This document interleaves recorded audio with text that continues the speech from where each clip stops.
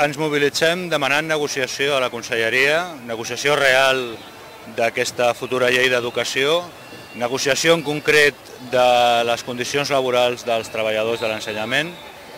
i demanem a la Conselleria també una llei que asseguri sobretot la igualtat i l'equitat del sistema educatiu. El model que proposa en aquest moment la Conselleria camina en el sentit contrari i ens posa davant d'un sistema educatiu on creixen les desigualtats socials. Sabien que el pacte només era l'inici d'un procés, sabíem, perquè està signat el pacte, que aquest és un país que ha d'invertir més en educació. Estem parlant de que el pacte recull que al final el país haurà d'invertir en educació el 6% del PIB, no estem ni a la meitat, i per tant doncs, crec que convé que el govern escolti a la gent que avui està al carrer, perquè són els que han de possibilitar la millora del sistema educatiu del nostre país.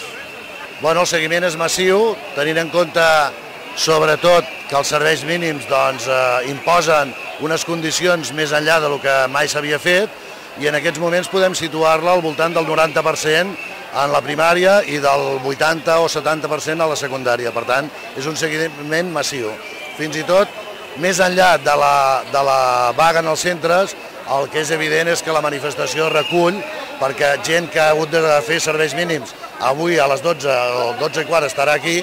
recull el malestar de tot el conjunt dels treballadors de l'educació que protesten justament perquè han estat desconsiderats o no han estat considerats a l'hora d'elaborar unes bases de la llei.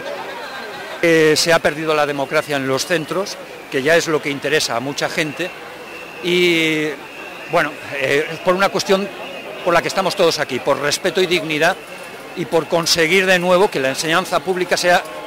o pueda llegar a seguir siendo la única esperanza que muchos alumnos tienen para poder enfocar su futuro.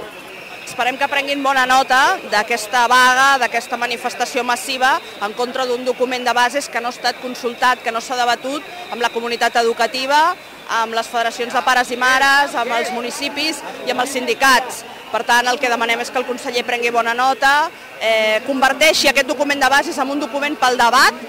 per la discussió, per la negociació, i a més que immediatament convoqui la Comissió de Seguiment del Pacte Nacional per l'Educació i es reprenguin els compromisos que ja es van pactar i per tant s'avanci amb la línia del servei públic educatiu, la gratuïtat de l'ensenyament i tota la resta de mesures que una part molt important de la comunitat educativa vam negociar i vam acabar consensuant i comprometent-nos en el Pacte Nacional per l'Educació. Això és el que esperem que es faci des del Departament d'Educació a partir ja d'aquest moment.